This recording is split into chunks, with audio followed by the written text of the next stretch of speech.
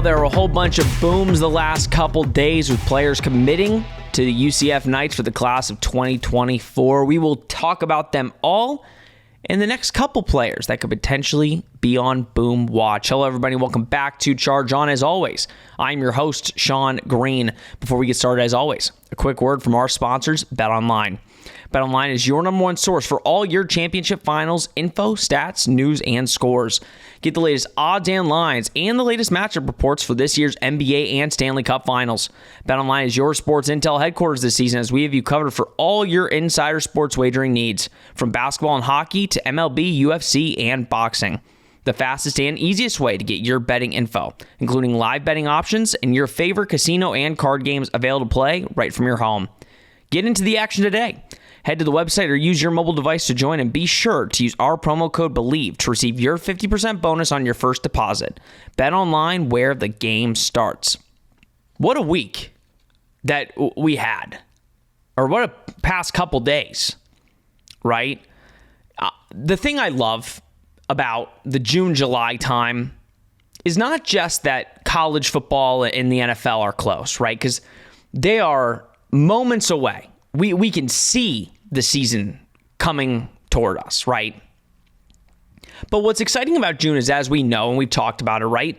June is the time, there's the period where players can take their official visits. Schools get to kind of make their pitch to these recruits in this upcoming class and future classes, but mostly in the 24 class, that, hey, come to UCF or come to my school and you're going to really shine, and we're going to get you to the league. And if we're not going to get you to the league, we're going to make sure that we set you up for success in whatever it is you want to do post-football, right? So, obviously, we all talked about Bounce House Weekend. It's the biggest weekend of UCF's recruiting year, right? There are other times in the year where players take visits, and it's just as crucial and just as important, right? But Bounce House Weekend is kind of that time where you're going to get the bulk of your recruits in this month. Now, I mentioned on one of the previous Charge-Ons, I said, I love that UCF does their main recruiting weekend at the beginning of the month. Most schools don't do that. Most schools are in the middle to end of June because they want to make the final impression, right? Which I understand. I get that. It's a good slot to have because it's recency bias, right? If I go to a McDonald's, right, and then I eat at a Popeyes, and that's the final meal I have is a Popeyes, you would think that it just sticks in your head like, oh, that Popeyes was really good. But McDonald's is always going to be in the back of your head. Like, oh, you know what? I got to go to McDonald's. McDonald's is really good. Maybe a bad analogy. You tell me down in the comments below if that was good or not. But the point I'm trying to make is the reason I love that UCF starts at the beginning of the month is recruits say, this was a great start to my official visits. This is a great start to my recruiting this month. These other schools have a lot to live up to. And we said, every single recruit says UCF is like a family. It's a family atmosphere. They feel like these coaches, though football is important, the coaches care about them as human beings. They care about them as men. And it's not all about football, right? It's not. So what I really like and what I love hearing out of all of these coming out of Bounce House Weekend is the family dynamic. And then when these players are taking their other official visits, you kind of get a feel, and listen, we won't know until they commit, right? But you kind of give it a feel that the players that UCF are in for, it kind of feels like they're getting those guys, or they have a really good chance at getting those guys at some point, if not now, in the future, right? We're going to talk this show. I'm looking up something live on the pod. Obviously, you see I'm by myself. I don't have Rob and Nick here. Nick, so we record on Thursday nights. Nick, he does softball now on Thursdays. So we've got to find times to get Nick on now. He needs to know once the season starts, our recording schedule, it shouldn't interfere with his abysmal softball game. But I want to look at, I'm looking up something for the future, but let's get into a couple things. Obviously, our 3 commits. We had commits basically back to back, right?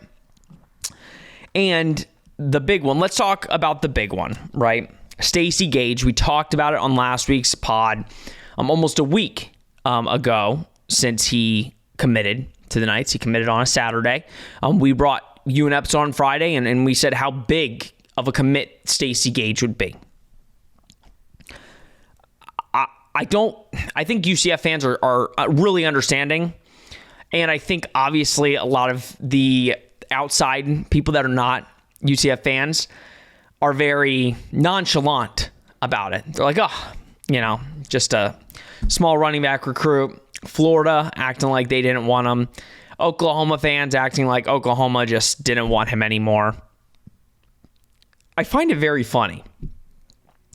And UCF's going to have to deal with this, right?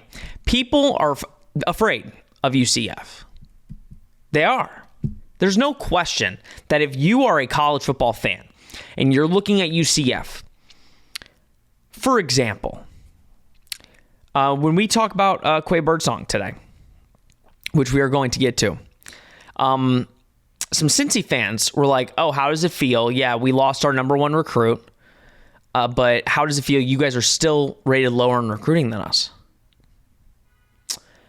And if you go and look at the actual recruiting measures, yeah, they're rated higher than us, but if you think they've also signed like 3 or 4 more players. That's the problem with the recruiting, right? Listen, UCF, notoriously the last couple of years, they have not recruited a lot. They haven't signed a lot of players in the class. They've signed a good chunk, and then they know they have to get transfer portal players. I have a feeling this class is going to be pretty big. Pretty big. Right now, UCF is ranked according to On3, UCF is ranked 36th in the nation. Folks, I'm going to say this right now before I talk about all these players. I have a feeling if we get some of these players that I think we're going to get, UCF will be a top 30 class. Potentially top 25. Now, listen, I'm just saying. I'm saying potentially. But some of these recruiting battles, I'm really liking. But let's start with Stacey Gage. Obviously, right now, our highest rated recruit. 4-star. I think he's 91 composite on 247. Rivals has him as the number 12th running back in the nation. We'll see if that goes down. Usually, once people sign with UCF, their numbers go down for some crazy reason. But I think that's starting to change now. But Stacey Gage, if you watch, he's at St. Thomas Aquinas, incredible running back. Cam Martin, I put out a tweet. I think Cam Martin has done as good of a job early on in his coaching career at UCF in regards to recruiting as anybody, right? I mean, to be able to sign 2 of the top running backs in back-to-back classes, that is what UCF should be starting to do. But the fact that he's starting right now and getting a guy like Stacey Gage to commit for 24 and Tavion Swint to commit for 25, UCF has set at running back for years. You have DeMarcus Bowman just waiting in the wings, right? You know RJ Harvey's going to play this year, and then he's going probably pro. DeMarcus Bowman probably takes over next year, and then you've got Stacey Gage and Tavion Swint ready to take over once DeMarcus. It's like, and who knows? I know Stacey Gage, like next year, he's going to get playing time. He's not going to be your number 1, and he might be, or who knows what happens in camp, but he's definitely going to get play. And that's all you can ask for. Kid's a baller. Kid's a stud. And again, you credit Cam Martin, you credit the coaching staff.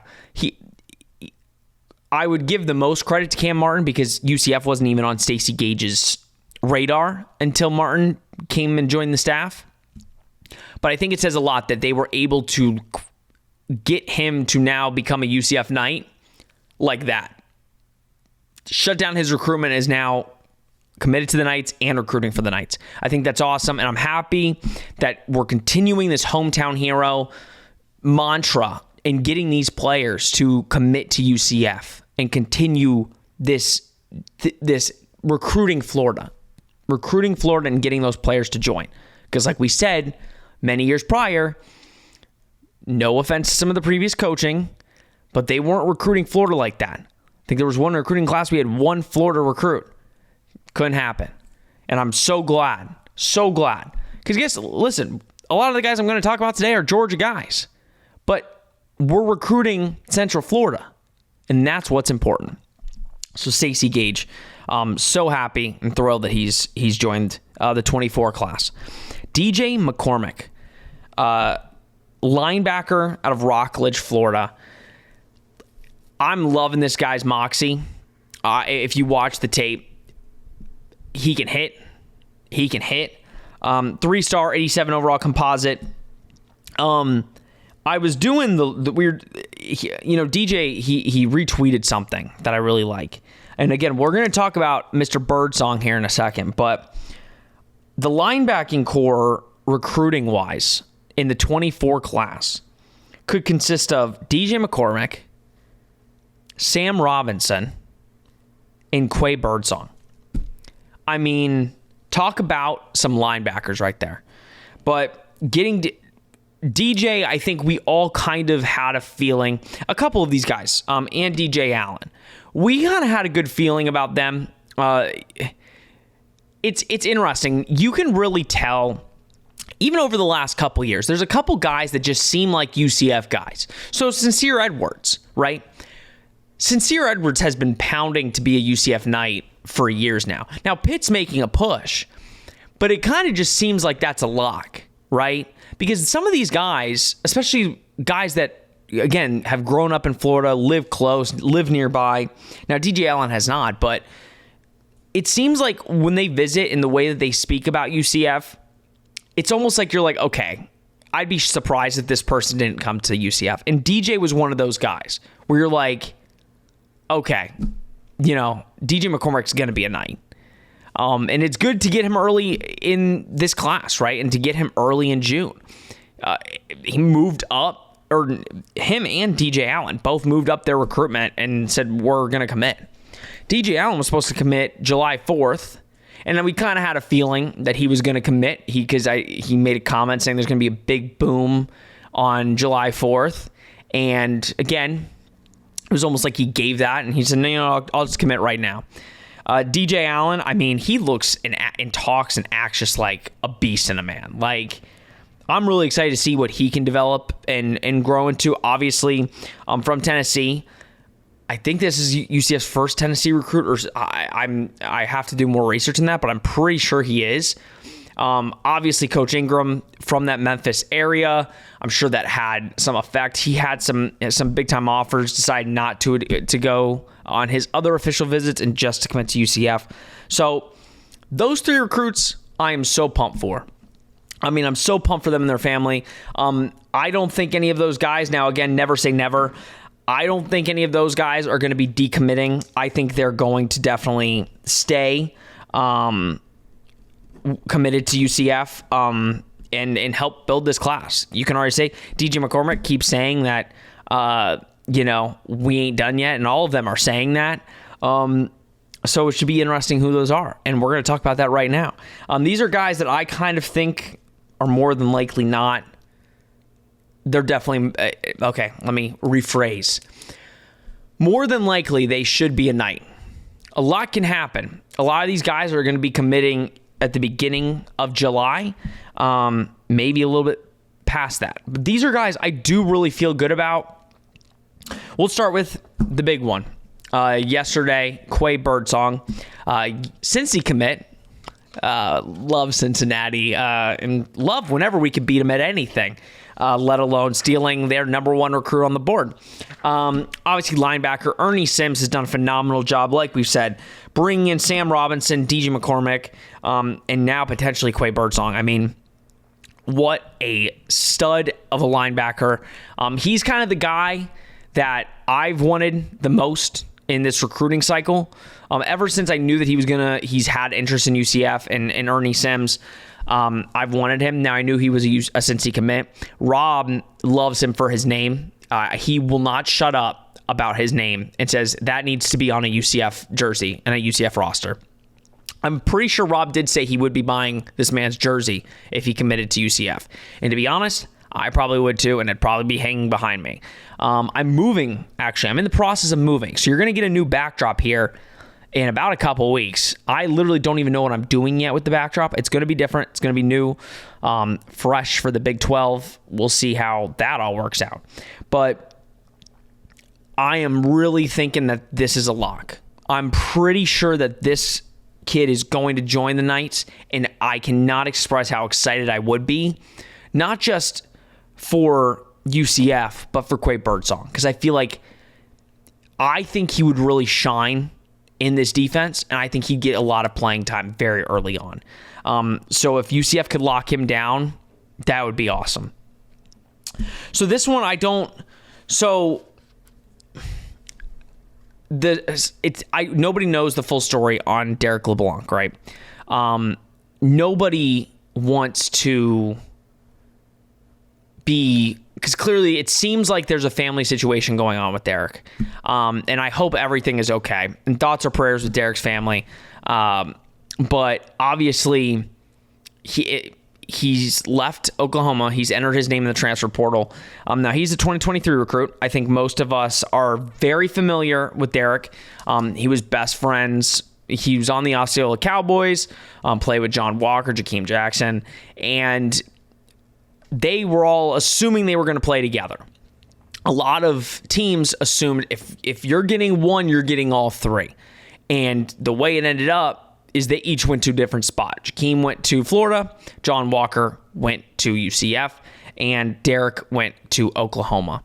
Now, Derek just recently said he's entering the transfer portal, and he said that, there's some family situation going back home, and that, that's why he's kind of decided to leave. We don't know the full story, and we don't know everything going on, but knowing everything and kind of thinking about the greater picture, I would assume that UCF would be a spot for Derek. The question is UCF going to be interested? I would say absolutely. He's a hell of a player, and I think if you have the roster spot and you have the scholarship, you give it to Derek. We'll see how that plays out. I'm very confident to say he will be a Knight, but we'll obviously see how it plays out. I don't know what the situation is, and I don't know. I think I watched a Florida reporter say it too, obviously Florida would be interested, but I don't know if Florida has any scholarships available. So I think it's that time of year where you have 85 scholarships. Is there one available? I think you make one available for him, but obviously you're not going to take one away from a kid to give to another one that chose you to begin with. But it would be amazing if Derek LeBlanc could be a Knight, because that was my goal. I was like, I hope Derek will switch and become a Knight with John, but we'll see on that. Kylan Fox. So Kylan Fox, FSU fans are loving because one person on 247 put a crystal ball to Florida State. Though that might be true, though he might be a Seminole, I am just getting the vibe that he is a Knight consistently. His mom, Miss Fox, I found it very interesting. Kylan, I think I forgot who posted on Instagram, but Kylan's mom put it on her Twitter and put like a little tag in there, and I quote tweeted it saying, "Loving those gloves," because he had UCF gloves on. And what do you know? She deleted the tweet. And there's just a couple things that Kylan is kind of subtly hinting to that he might be a Knight. I think he's related to Stacey Gage. I'm pretty sure he's related, unless I've just completely misread that. I'm pretty sure that they are related, like cousins. I think Kylan Fox is going to be a Knight, guys. I'm willing to bet something. And I hope Seminole fans can come at me and say I'm wrong. There is a significant hunch that I've had for a while now that Kylan Fox is a Knight, and I want him to be a Knight. I've said for so long, he is my number one recruit on the board for the Knights. That is my number one recruit. Now, I will also say this. Seems like UCF is in play for another big-time tight end. And if you can get both of these, might faint. I have stairs in this place. I might faint down the stairs. Tavion Galloway, LSU commit. He's taking a visit today to UCF. Wouldn't be shocked if by the time you saw this episode, he's posted a picture inside the facility. Now, there's a lot of other teams that are interested. Alabama is one of them. Arizona State. If you can get Kylan Fox and Tavion Galloway in this same class, this is going to be a top 30 class. Maybe even top 25. That's what I'm saying. If you can get these guys to commit, and I'm not even talking about Walt Claire Flynn Jr., who I will bet a lot of money will commit. I'm not talking about that. I'm not talking about Eddie Pierre-Louis, who I'm a little on, but I mean I really want him, but I don't know if he's going to commit, right? I think I'd put a lot of money on Walt Claire Flynn. If you can get 2 top tight ends off the board this year, and you have Randy Pittman, boy, that'd be insane. That'd be insane. I'm very confident on both those guys. Obviously with Tavion, I don't know. I know he's taking a visit with us tomorrow. We'll see if he actually commits. I would guess not. But I also don't know if he's going to have... Because again, you can only commit to the end of this month, or you can only... Not commit. You can only take your official visit. The window ends. So I wonder if he's going to kind of schedule 1 or 2 more quick visits and then maybe commit in July. But I would not be shocked if he left the building today knowing he's going to be a Knight. Which I don't know how that would impact Kylan Fox. But Kylan Fox has already said he's willing to go to Florida State, and Florida State's got the number 1 tight end on the board right now for 2024. So we'll see on that, but I would love both of them. I kind of have a soft spot. I kind of want Kylan Fox more, surprisingly. I know some people might be surprised by that. I want Kylan Fox way more, but I'll take both. I'll take both of them. And then another one that I would love, and Florida State fans probably are going to say, we don't care. We don't care. We have so many cool players that we don't care. LaWayne McCoy looks like he going to be a Knight too. Right? He came out and said that, UCF is kind of viewing him to take over Javon Baker's spot, and that's kind of their pitch. It's like, most likely, Baker's out after this year. Come and take his spot. And for all of we don't need him, I mean, they have Tawaski Abrams. And listen, I'm sure Florida State, they're fine, right? They are. But as of this moment, as of this recording, he is their number 4 highest recruit as of right now. So it's not nothing. And I feel very confident on him. I think he's clearly been dipping the toe in finding a different school. And I think UCF is probably pretty high up there. He's been liking a lot of UCF stuff. Now, again, Twitter is just Twitter. There's a lot of other things that are included in that. But LaWayne McCoy. Bro, if you get LaWayne McCoy and Kaysen Stokes, boy, wow. This might be one of the greatest, if not the greatest, UCF recruiting classes. And again, like I said this for the 23 class. Like, if you look at the 23 class, which again, the 23 class was very recent. I feel like you know what's crazy, guys? I feel like I just talked about the 23 class. Like, we just talked about it. So when I'm on On3, according to On3, UCF was the 39th ranked recruiting class in the nation.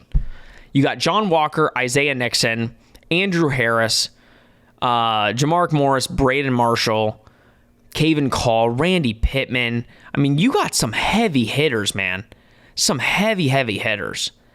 And I mean, to literally, right now, according to On3, and this is just, obviously we are in June, to have the 36th highest in the nation, 36 recruiting class, and the second in the Big 12, with an average class score of 26.73, which I'm only going to assume is going up. That's awesome. That's awesome. Now, obviously, if we go to 247, 247 has us 46th. 247, though, for some reason, they just, I don't know what their deal is with some of these recruits, but they really, they got to step up their game. They have Stacey Gage as, I have to look at the rate, the 23rd running back in the nation. I'm like, he's much better than that. You're crazy. But all right, guys, that's going to do it for this episode of Charge On.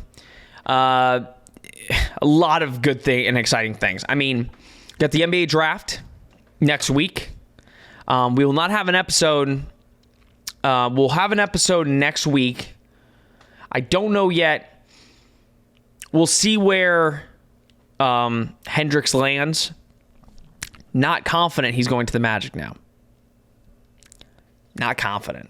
But always potential. Always potential, and I want him. But not confident. But we'll talk about that next week. We'll see. I'm assuming UCF's going to get another damn recruit commit at some point here in the next couple days, couple weeks. July is going to be a fun month, guys. July is going to be a fun month. And then you're in August. And then we're just chilling. We're ready to go. We're ready for some UCF football in the Big 12. July 1 is only 2 weeks away. We'll have a July 1 extravaganza when UCF is officially in the Big 12. More details on that next week. All right, guys. Very exciting time. Excited to see who else we can get and what booms could happen. This has been Charge On, presented by Bet Online. We will see you next week.